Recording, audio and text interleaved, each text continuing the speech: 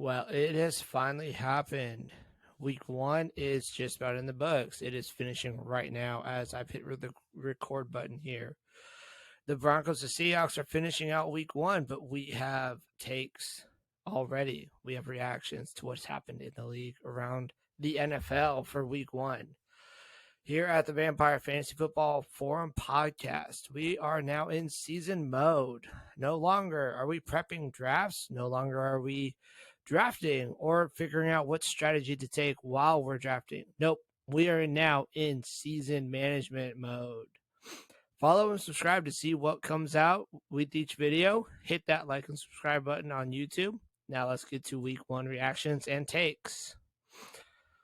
Over the offseason, we told ourselves what we thought could happen, and we made some assumptions and we made some narratives about teams that we wanted to believe, some that we didn't want to believe, but we wanted to see what could happen. That's what we told ourselves. Do we think is going to happen? And this week, we saw some of what we thought was going to happen absolutely did happen. And some, maybe got shattered a little bit what we thought. Our mind palaces, the way we thought about the NFL and each team may have been a little distorted from what we were telling ourselves what was going to happen, how we built each team up in our mind. What was supposed to play out did not always do that. I've touched on this previous as we were doing draft prep is don't assume you know everything. I use the example of 2021, the Cleveland Browns. They were supposed to be a really good team. They were supposed to potentially go to the Super Bowl. That didn't happen. So what we see on paper doesn't always mean that's how it's going to play out. But nevertheless, let's get to week ones and our reactions here at Vampire Nation here. First, don't overreact. I'm going to take an old quote from Aaron Rodgers, and he might want to actually not do this, but RELAX. Relax. Don't overreact. Whether it's a positive overreaction or a negative one, I believe as fantasy managers, we do tend to overreact more on the negative impact for our players and the teams that we have drafted. And this can be, really true for week one. Nobody likes to go 0-1 to start out this fantasy season, but if your team poorly or, your team absolutely played out of their minds and you feel really great about what your team is able to do, the sky's not falling. If you're 0-1, yep, we always want to start out week one with the 1 if we can, but not falling. And if you're 1-0, that doesn't mean you're winning a championship either. So let's not go overboard here on this, okay? Half of your fantasy leagues are going to lose. The other half are going to win. It's just how it is. That's facts. So take a deep breath. The take I have here is to relax. Don't overreact. Gather your thoughts. And let's look at why players scored the way they did. I'm not going to dive into that too much on this particular show, but we will get to that in some of our, whether we're buying or selling players, which I'm going to come up with a different term than that because I really don't like that term. It sounds like we use football players as stock, and I really don't like doing that. But, and players that, we may want to target or just say, hey, I need to not have this player on my team anymore, which after week one, it's kind of hard to say only after one data point. But we're going to go through the processes of why we selected the players we did, what was the process we used for that, and see beyond just a number. The end number is not the end-all, be-all. I'll get to some of those examples here through this episode, some of my reactions here. But we need to remember it's just week one. So take one. Don't overreact. Relax. Take a deep breath. Let's look beyond just the box score numbers. Okay? Or beyond what we saw and add some clarity with beyond just what the box score told us. Second reaction. I alluded to this right here earlier with first reaction here. But second, don't look at your fantasy football score, how the player scored, and think, man, that guy absolutely balled out, or man, my guy sucks. Why did I draft him? He sucks. Why did I do that? You cannot base how your team does only on the amount of points that were scored or not scored. Okay. The simple output of points, yes, you want to score a lot of points. I get that. You can tell me, hey, you're kind of dumb. We need to know, they need to score a lot of points for me to win. Well, I mean, yeah, of course. We also have to understand why and how, and if a player scores a lot of points, is that something that's sustainable? And I'm going to give an example here. I'll give actually two examples. Okay. If you're looking at just the box score, you're going to miss the reasons why that player may or may not have done well. Okay.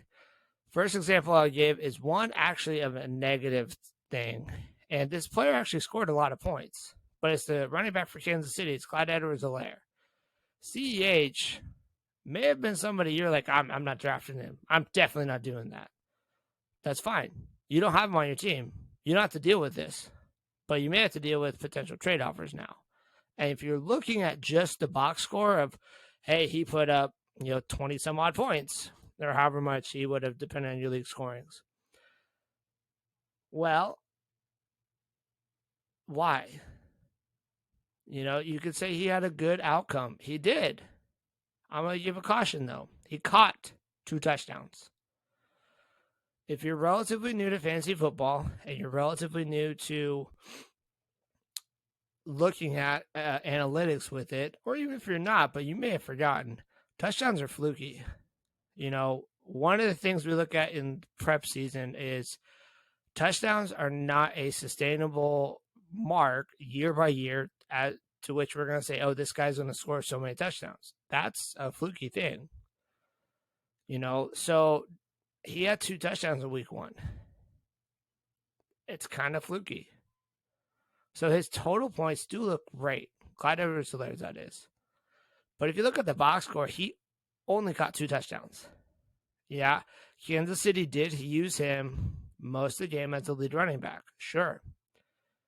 They also mixed in Jerick McKinnon, and they mixed in the rookie Isaiah Pacheco.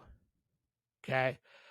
If you're going to look at the box score too, now I get it. Pacheco did play most of the fourth quarter, and that's when they ran because they didn't really have to do a whole lot else. But they are a pass first team. Let's not forget that. They are a pass first team. But Pacheco still outrushed him 12-7.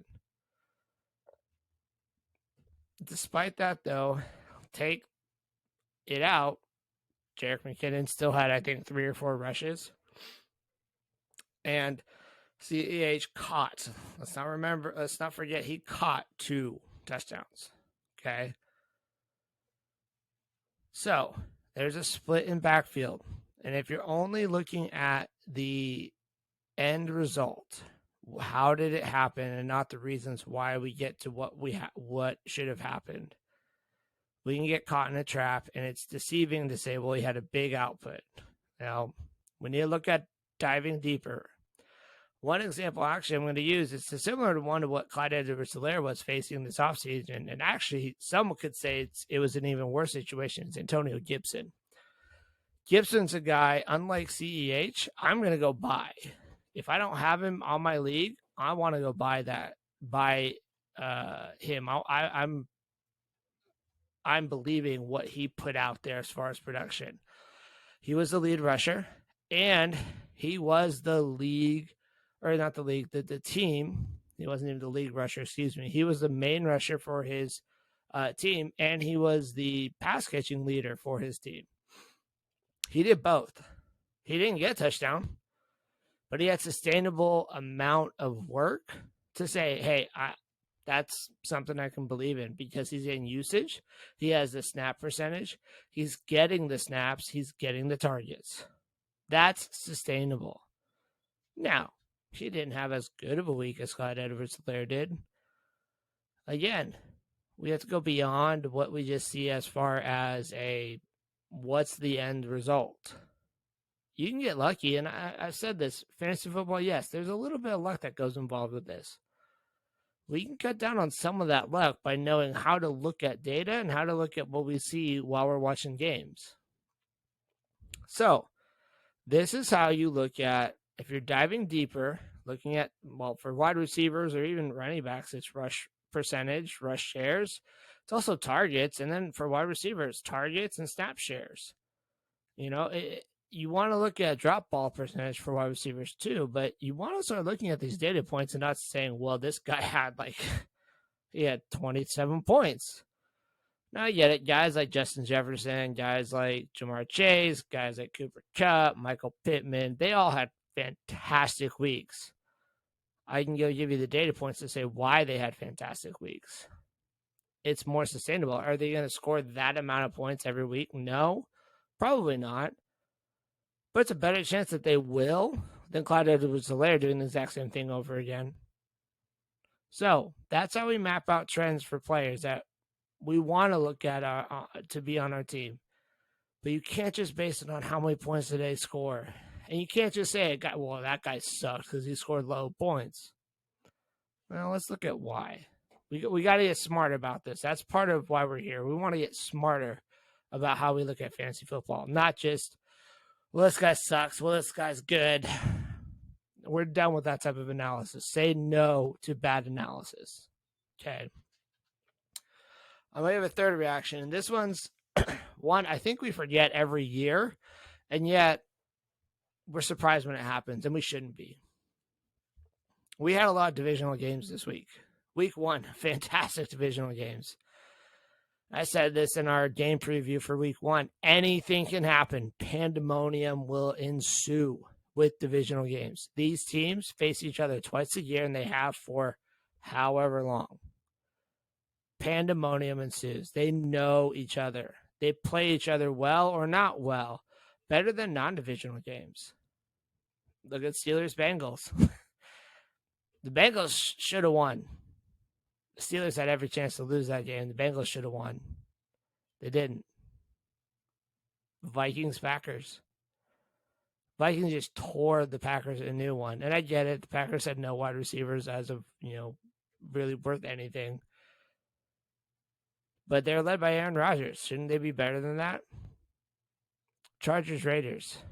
I think these two teams are better than what they played. They're not mediocre. But when you play divisional opponent, somehow you kind of anything can happen. Saints-Falcons. Weren't the Falcons supposed to be in the hunt for a top 5 pick? The Saints had to storm back. I'm missing some. I know I have some big ones. Colts-Texans. What? A tie? The Texans are that good? Or are the Colts that bad? There are more divisional games that we could, as we go into this week, that we all thought how they would play. We all had that built on what's supposed to happen. But it didn't. We shouldn't be surprised. We all knew the Bengals were going to demolish the Steelers. But it didn't happen. We forget pandemonium will ensue with divisional games. Thursday night, Kansas City's coming off a big win. Chargers are coming off a solid win too. They weren't a slouch. And yet, anything's going to be able to happen. Doesn't matter. But let's not forget this lesson here. What happens also in the game 1 where these teams face, I've heard it over and over again with football analysis, the exact same thing's going to happen. Well, this receiver went off on it, so this receiver's going to have a really good game. This running back did fantastic, so he's going to do it again. Just because it happened once doesn't mean it's going to happen again. I can guarantee Justin Jefferson will not have 184 yards and 2 touchdowns the next time the Vikings play the Packers this year. It will not happen. Coaches make adjustments. Teams have a way of building each other in a way that you know what? It's going to be different. It's a flawed way to analyze games and say what will happen once it's going to happen again the exact same way, just because that's what happened. Don't fall into the trap to say, well, because this guy did it one time, it's going to happen again. Fourth reaction here, and I only have 4 reactions. I know it. So what a random number. Why not 5? Why not 3? Why not 10? I only have 4. Week 1's really hard to predict. It's the second hardest week to predict, and the only other hardest week is week 18. Week 1's hard because we have no data points. I can't use last year's data points and say that's what's going to happen because we have new data points now. Week 18 is also a bit hard because unless a team's playing for something, doesn't matter. With the fourth reaction, over the offseason here, we told ourselves, again, like I said, we told ourselves a narrative what teams are going to look like. Sometimes we did get this correct. And at the same time, we got a lot incorrect. We were wrong on a lot. I'm going to give a few teams and situations that I'm going to be in on what they're doing, or I'm out on what I did. I am out still on the Arizona Cardinals. I don't think I said this hard enough during the offseason, but I am not sold on the Arizona Cardinals being actual good. I know last year they were, for a while, in the hunt for the 1 seed. They had it locked up for a while, but they fell apart last year at the end of the year.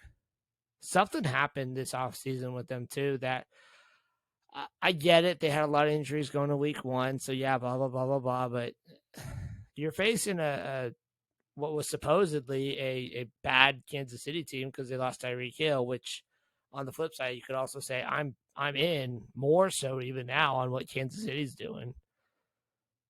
But I'm out on the Cardinals.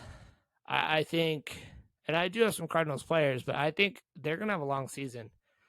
And some of their players that I think that means we're going to have to lower some expectations on what they're going to do this year.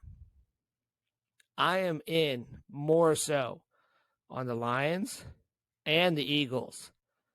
I get it. The Lions are 0-1, but they face the Eagles. I already put in my bold prediction that the Lions were going to make the playoffs. They look like a pretty good team against the Eagles. I said the Eagles were going to win the NFC, not the NFC East, the NFC. Okay. They're going to have success this year. The Lions are going to be pesky. They are going to cause some issues this year for teams. Right now, the Lions look a lot better than the Packers. So I'm in on both those. You should be too. I'm also in on the Texans. I mean, who saw that one coming? They're going to be similar to the Lions. I don't think they're going to be quite as good, but they're going to be similar to them where, yeah, we need to be in on what the Texans are doing. They're going to be surprising a lot of teams this year. I'm out on the Patriots as far as what this is kooky. That's all it is kooky. What the offense is supposed to be doing, calling by Matt Patricia or Bill Belichick. Now, we can tell ourselves a story of like, oh, this is what should happen, but I'm out. I am out. I think for them to have a really good year, they'd have to have a 7-win team with what this is doing. They're going to have to figure something else out at who's calling the plays there. It's going to get ugly real fast. They could have the pick for the number 1 pick in the draft this year if they're not careful. And I could get with every team on this, but I'm not going to. I'm just in and out on some of the major ones here. But again, I'm also still out on the Titans. In my bold predictions too, I gave that the Titans would not make the playoffs. I'm still out on the Titans. They lost a variable winnable game, and good for the Giants. Good for the Giants being bold, going for 2 and saying we're not going to play for the tie. We're playing to win, and doing it in Tennessee. Yeah, I'm selling the. I'm out on the Titans still. I think this team got a lot worse with the wide receiver core. They have too much influx. I like the pieces they've done. For this year though, it's too much change too fast. I'm not in. I'm out of it. So, but again, what you need to do or not do is overreact. This week is about enjoying football is here. Don't overreact. That's the job of your league mates to do. Let your league mates overreact. You be patient. Go get more information. Don't just look at the box score of what your total points were and say, man, I did great, or man, my team really sucks. It's 1 week. It's not the end of the world. You're fine. I'm going to be back tomorrow. We're going to look at waiver wire ads for this coming week. We're going to look at maybe players that you need to target, maybe in trade or on the waiver wire. Players that you may be on your bench or on your team that we may need to be patient on, or do we need to be ready to start looking for a trade partner on them? But just remember, as in fantasy football, no one's perfect. That's why pencils have erasers. Thanks for tuning in. We will see you next time.